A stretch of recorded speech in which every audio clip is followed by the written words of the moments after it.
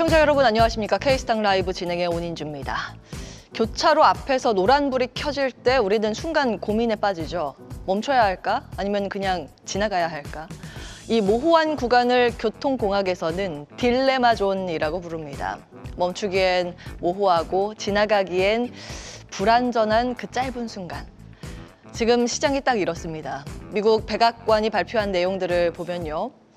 대중국 관세는 125%가 아니라 기존 펜타닐 문제로 부과한 20%를 얹어서 145%까지 올라갔고 $800 이하의 저가 제품에도 무려 120%의 관세가 붙습니다. 미국 경제학자들은 말합니다. 세율이 세 자릿수에 이르면 그건 관세가 아니라 무역 단절이다. 다시 말해 미국과 중국은 이제 사실상 교역을 접었다고 봐도 무방한 수준이라는 겁니다. 그런데 이 와중에도 시장은 일정 부분 안도하고 있습니다. 왜일까요? 그 힌트는 싸움의 구도 변화에 있습니다. 미국은 중국을 제외한 나머지 국가에 대한 관세를 90일 유예했고 유럽연합도 이에 반응해 25% 보복 관세를 철회했습니다. 불과 며칠 전만 해도 미국이 전 세계를 상대로 독고다이 전선을 펼치던 상황이었죠. 그런데 지금은 미국과 중국, 소위 이 맞짱 구도로 좁혀졌습니다. 싸움의 범위가 광역전에서 1대1 결투장으로 좁혀졌다는 겁니다. 그리고 또 하나, 트럼프 대통령의 발언도 예전만큼 공격적이진 않습니다. 간밤에 트럼프는 중국과 협상을 원한다. 시진핑 주석은 내 친구다. 이런 말을 했습니다. 이쯤 되면 시장 입장에선 이게 진짜 끝까지 가는 전쟁이 아닐 수도 있겠다는 기대감이 스멀스멀 올라올 수 있는 건데요. 실제로 지금처럼 미국과 중국이 서로 관세율을 올려가는 상황이라면 앞으로 여기서 또 더 올린다고 한다면 이미 두 국가의 무역은 단절된 거나 다름이 없습니다. 그렇다면 중요한 건 이 둘이 테이블에 앉아서 얼마나 흥정을 하느냐, 그리고 그 과정에서 어느 시점에 관세를 현실적인 수준으로 되돌릴 수 있느냐에 달려 있습니다. 지금 시장은 정확히 그 지점을 바라보면서 노란불 앞에서 멈출지 엑셀을 밟을지 판단 중입니다.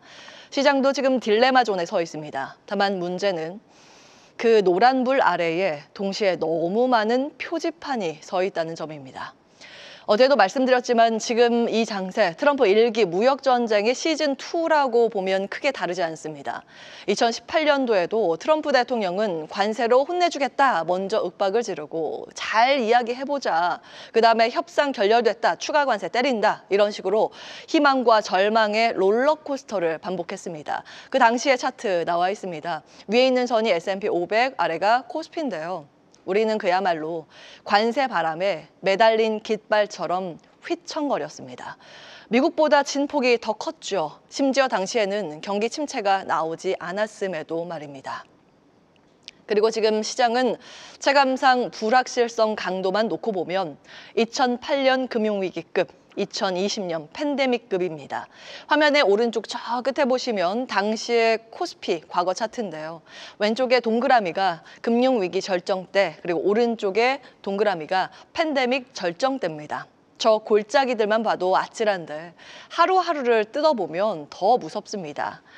이쪽에 나와 있는 건데요. 보시면 앞쪽 부분 10%에 달하는 폭락과 10%에 달하는 폭등, 주가가 매일매일 널뛰듯 움직이는 날이었고 그게 줄줄이 나왔습니다. 그리고 그 격동의 구간을 지나면 일정 부분 이후부터는 보시는 것처럼 변동성이 잦아들면서 다시 안정을 찾아갔습니다. 물론 그땐 연준도 정부도 전력 투구로 시장을 받쳐줬기 때문에 이후에 V자 반등이 가능했던 겁니다. 그런데 지금은 분위기가 다르죠. 연준은 아직 금리 인하에 소극적이고 트럼프 대통령의 발언은 하루에도 몇 번씩 바뀝니다. 말 그대로 조타수 없는 유조선처럼 흘러가는 장세입니다. 과연 이번 전환점은 어디까지 가게 될까요? 아래로 계속 미끄러질지 아니면 바닥을 확인하고 느리게라도 방향을 돌릴지. 이건 이제 수치의 문제가 아니라 정책과 리더십의 의도 읽기 싸움입니다. 그런 와중에 오늘 우리 시장에서 단연 눈에 띄는 한 축, 바로 바이오입니다.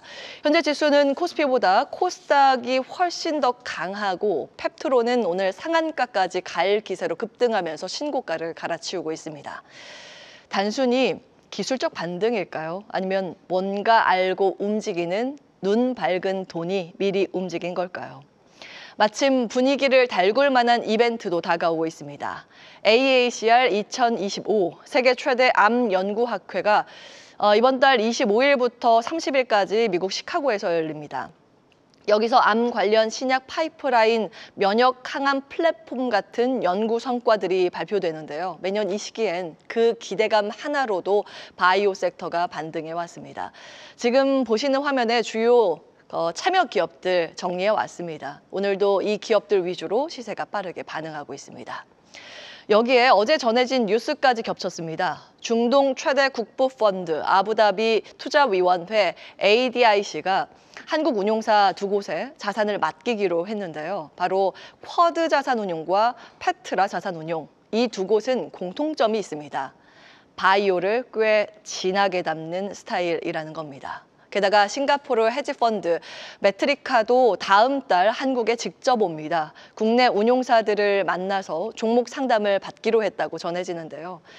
과거 SK바이오사이언스 관련 주주 행동주의로 이름을 알렸던 곳이죠. 즉, 말뿐인 관심이 아니라 실제로 판에 들어오겠다는 움직임이 감지되고 있는 겁니다. 자, 이렇게 되면 질문이 바뀝니다. 왜 지금, 왜 한국일까? 이유는 단순합니다. 그들은 한국 시장이 너무 싸다고 본 겁니다. 전 세계 주요 국가 중에서 가장 저평가된 시장이라고 판단하고 있고요.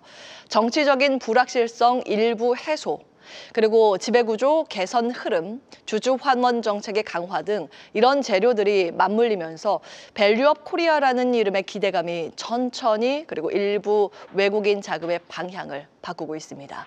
물론 여전히 관세 이슈, 트럼프 리스크, 금리 불확실성 때문에 시장이 흔들리겠지만 그 이면에선 지금은 오히려 싸게 살 수 있는 기회라는 해석이 조용히 그러나 실질적으로 움직이고 있는 상황입니다. 그래서 오늘 이 바이오의 강세는 단순한 반등이 아니라 다음 스텝을 미리 예고한 조용한 신호일 수 있습니다. 이게 그냥 하루짜리 시세일지 아니면 구조적 재평가의 첫 장면일지 시장은 그걸 지켜보고 있습니다. 계속해서 다양한 경제 이슈를 알고 싶다면 구독과 좋아요, 알림 설정 부탁드립니다.